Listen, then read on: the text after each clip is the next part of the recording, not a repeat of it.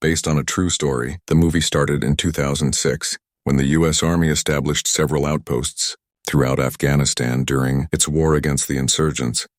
Their mission included military operations alongside the Afghan army to combat Taliban insurgents, while also helping to rebuild infrastructure and provide services to the local community. Their ultimate goal was to stop the flow of Taliban members from Pakistan and allow the Afghan people to live in a stable and secure environment. One such outpost was established in the town of Kamdesh. On a dark night, a new group of soldiers arrives at the military base on a helicopter. Sergeant Ramesha and his troops are then warmly greeted by the commanding officer, Captain Keating.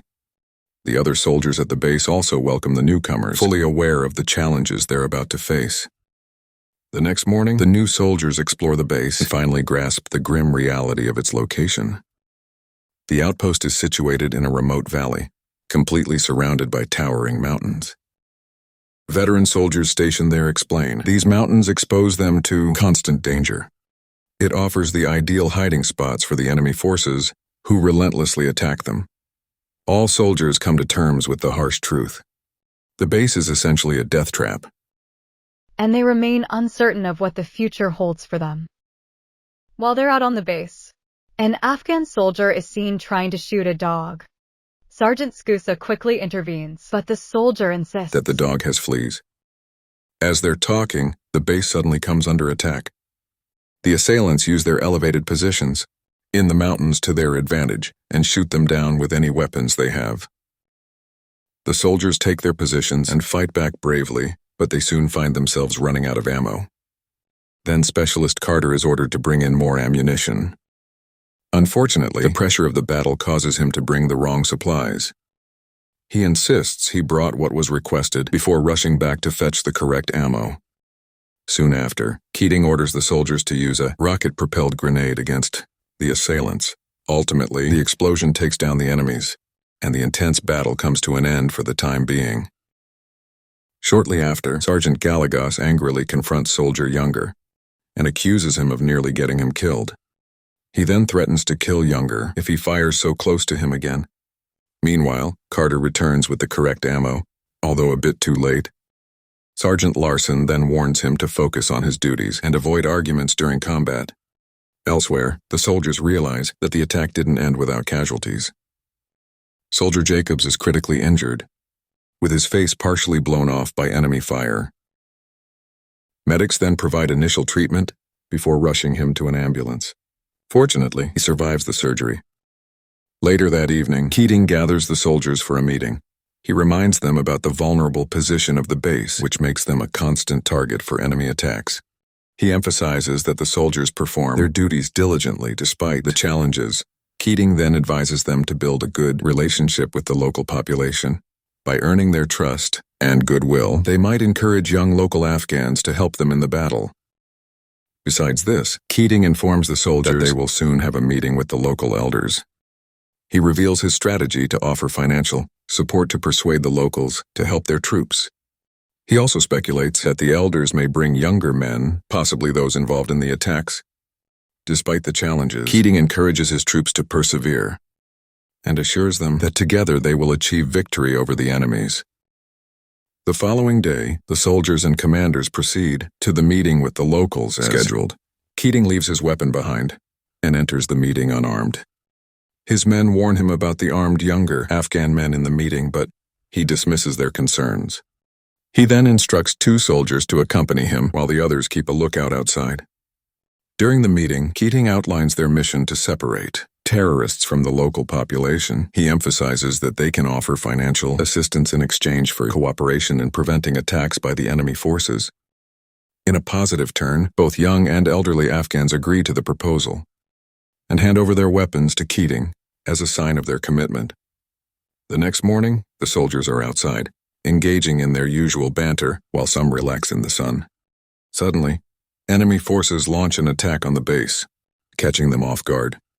In an intense battle, they fight off the terrorists and prevent any casualties among their fellow soldiers. Shortly after, Keating receives a call from his superior, ordering them to transport their military tactical truck to another outpost in the Nair district. The soldiers hesitate about the mission due to the dangerous journey through narrow mountain passes with such a large vehicle. Despite their concerns, Keating insists they proceed with the mission and emphasizes that they must follow orders, despite the potential dangers involved. He volunteers to drive the tactical truck with Romesha and Carter joining him. The truck is accompanied by 2 armored vehicles forming a security convoy as it makes its way through the mountain herd. Meanwhile, Lieutenant Bunderman is left in charge of the base under Keating's orders. As night falls, the soldiers still find themselves driving towards the other outpost. The road turns out to be bumpy and narrow, which makes it especially difficult to drive in the darkness. Just then, all 3 vehicles receive a signal about potential danger ahead and are advised to proceed with caution. Romesha and Carter get off the truck to scout the area ahead. They eventually discover a dead chicken on their path. They then signal for the rest of the soldiers to proceed with their vehicles. The armored vehicle moves forward first, followed by Keating's tactical truck. Suddenly, the truck overturns on the road and falls off a cliff. It explodes upon impact and tragically kills Keating within minutes. The following morning, the soldiers gather for a funeral ceremony to honor the fallen Captain Keating. They also rename the base combat outpost Keating, Cop Keating, in his memory. Afterward, the soldiers welcome their new commanding officer, Captain Aleskis. Romesha accompanies the captain on a tour of the base, when suddenly, they come under attack from enemy forces. Fortunately, they manage to fend off the ambush with minimal casualties among the soldiers. Following the attack, Aleskis orders a patrol to scout the area around the mountains. However, the soldiers find no trace of the terrorists. While standing on the ridge, Romesha provides a detailed explanation of how he would orchestrate an attack on their vulnerable outpost. He proceeds to identify their crucial assets and the potential targets for an attack. This leaves the soldiers to contemplate their survival chances in the event of a large-scale assault. Afterward, the soldiers return to complete their training for the day. During this time, Sergeant Kirk notices a local Afghan man taking pictures of the base. The man tries to flee upon being approached, but the soldiers successfully apprehend him. Upon questioning, he reveals that local elders paid him to take photos of the camp. This revelation leads the soldiers to speculate that the locals may be collaborating with enemy forces. Following this, Aleskis holds a meeting with the elders to address the situation. He assures them that the young men will not be harmed, but will remain in custody pending further investigation. One of the elders accuses them of failing to fulfill promises made by Keating. He claims that they were promised financial support, but none of them ever received anything. Aleskis explains that he will withhold the funds promised by Keating for the time being. He emphasizes that the money will only be provided once the locals demonstrate their commitment to cooperating with the U.S. Army against terrorist threats. Later on, the base's Afghan interpreter, Mohammed, approaches the U.S. soldiers with crucial information about the imminent attack. He warns them that enemy forces are planning a fierce, large-scale assault on their base. Unfortunately, the soldiers do not take his warning seriously and dismiss his information. The next day, the soldiers set out on a patrol towards the mountains. They eventually reach a bridge where Kirk and Carter are teamed up to proceed first. Aleskis and Younger follow closely behind, but suddenly a bomb explodes near them. The blast kills Captain Aleskis instantly, while Younger is left deeply traumatized by the incident. Later that night, Romesha finds Younger trembling in fear and speaking to himself in distress. Concerned for his well-being, Romesha carefully approaches him and disarms him to ensure he's not a danger to himself or others. He somehow manages to calm him down, but recognizes the need for immediate help. Romesha then contacts officials to arrange for a medic helicopter to evacuate Younger, along with Aleskis' body, from the outpost. Later that night, the soldiers welcome their new commanding officer, Captain Broward. He immediately appears stern, as he issues strict orders, and instructs the soldiers to step up their efforts in their combat against the terrorists. The next morning, the soldiers begin an investigation into the murder of Captain Aleskis. They soon discover an ID card at the scene and hand it over to Broward. However, he decides to pass this evidence to the official military team assigned to the case. The soldiers then argue that the suspect will be long gone by the time the officials arrive. Despite their concerns, Broward stands firm in his decision not to delve into the matter personally. Ultimately, the soldiers comply with his orders. Afterwards, the enemy forces launch a sudden attack on the military base. The soldiers quickly spring into action and fight them back, while Captain Broward is taken aback by the ambush. Romesha then launches missiles at the enemy position and successfully eliminates all of the terrorists. Once the attack ends, Broward approaches Romesha and criticizes him for launching missiles without consulting him first. The captain also accuses him of depleting their ammunition unnecessarily. Moments later, Broward announces to the soldiers that their deployment at the bases will be prolonged and their salaries will be raised to cover the additional months. Despite feeling hopeless about their conditions, none of the soldiers raise any objections to this command. Later on, Carter approaches Lieutenant Bunderman and vents his frustration with Broward. He criticizes his behavior as cowardly and urges the lieutenant to contact higher authorities to address the situation. However, Bunderman commands him to stick to the chain of command and follow the orders as given. That night, the soldiers keep watch on the base. Suddenly, they notice suspicious movements over the mountains, followed by a missile explosion.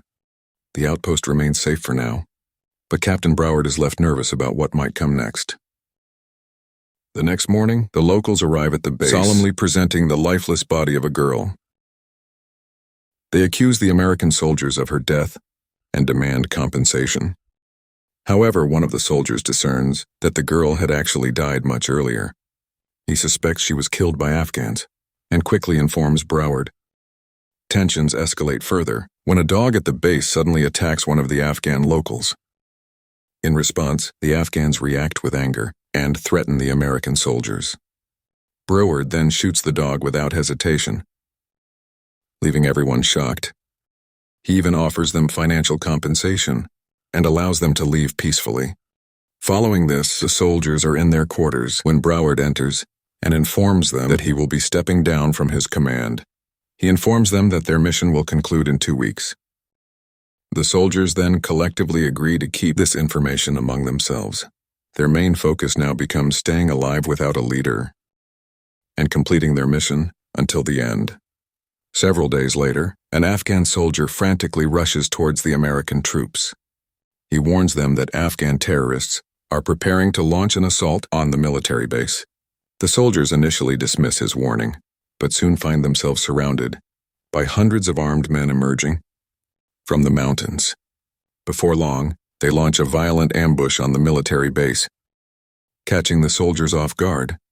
However, they gather their courage and defend themselves and the base while also attending to the wounded among their ranks. The attack continues relentlessly until the American soldiers run out of their ammunition. The soldiers are now left in a desperate and dangerous situation. As they struggle to maintain their defenses, Gallegos urgently contacts Romesha for more ammo. Upon receiving the distress call, Romesha and a team of soldiers move to rescue their comrades. However, enemy forces continue to fire guns and explosives relentlessly. As a result, the soldiers are unable to reach their stranded comrades and are ultimately forced to retreat. Shortly afterward, Romesha detects several terrorists attempting to breach the military base. He swiftly eliminates them and advises Bunderman to devise a new strategy to combat the ongoing attack. Meanwhile, some soldiers are killed in action, while others sustain injuries and are dragged into the base for medical treatment. In the meantime, other soldiers take cover inside an armored military vehicle. However, they're soon forced to leave and fight off the terrorists directly. During the intense firefight, many of these soldiers suffer injuries and are compelled to retreat back into the vehicle for cover. In the midst of the chaos, Carter notices his friend Mace severely wounded by gunfire. Despite the danger, he bravely steps out to rescue Mace and carries him back to safety inside the vehicle. Meanwhile, Romesha continues to fight bravely, fully aware of their critical situation as enemy forces close in around them. Just when survival seems uncertain, air support arrives and unleashes bombs on the terrorists. This dramatically lifts the soldiers' spirits and energizes them with newfound hope.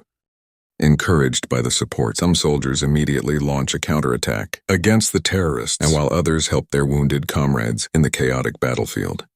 At the end of the mission, only a small number of soldiers survive the intense battle. They are soon evacuated by helicopter and eventually transferred back to their home country. In the end, the Battle of Kamdesh resulted in 27 American soldiers wounded and 8 dead.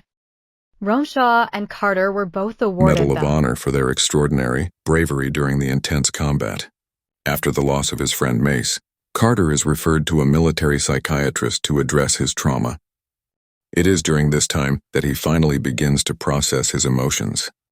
He's offered a safe space to reflect on his friendship, the harrowing events of the final battle, and the impact of the entire war. The movie comes to an end with a tribute to the brave soldiers who fought in the Afghanistan War.